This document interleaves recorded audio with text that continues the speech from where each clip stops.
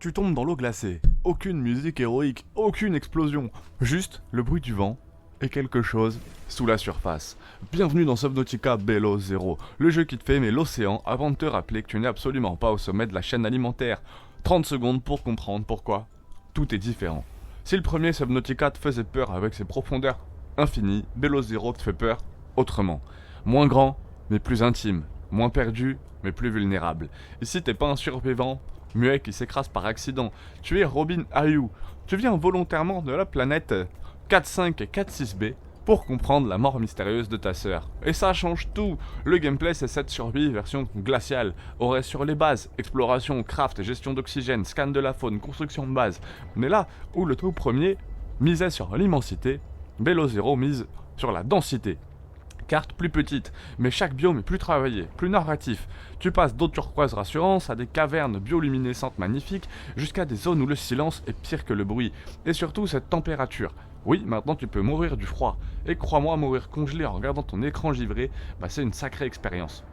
Les créatures sont moins iconiques, mais sont plus agressives. On va pas se mentir, le Léviathan du premier jeu. C'est mythique, mais Below Zero compense avec des créatures plus présentes, plus imprévisibles. Le Shadow Léviathan, ce cauchemar sous stéroïdes. Ce qui rend le jeu plus flippant, c'est pas seulement le design. Le son, les bruits de l'eau, le silence, la distance impossible à évaluer, un pur stress psychologique.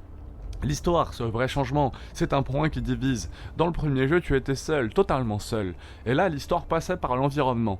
Ici, Robin parle, elle échange, elle interagit avec une entité alien nommée Al-An. Et ça transforme l'expérience en quelque chose de beaucoup plus narratif, plus dirigé. Moins bac à sable existentiel. Certains adorent, d'autres regrettent le côté oppressant du premier. Objectivement, l'écriture est beaucoup plus claire, beaucoup moins mystérieuse. Retour aussi du Sea Truck, des véhicules. Des bases, modulables comme un train sous-marin Ikea, moins iconique que le Cyclope du premier épisode, mais plus pratique. Construction de base, plus fluide, plus intuitive, et surtout, plus esthétique. Si tu aimes optimiser, organiser, créer un refuge chaleureux dans un enfer gelé, tu vas adorer.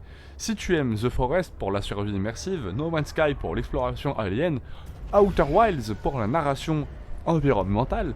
D'ailleurs, n'hésite pas à t'abonner parce que The Forest et No Man's Sky, on les verra bientôt et à Outer Wilds, on l'a déjà vu sur la chaîne.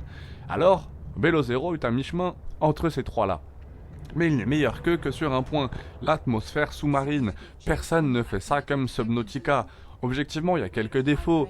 La carte est plus petite, moins de sensations de solitude, moins de waouh que la première découverte, et certains biomes terrestres un peu frustrants.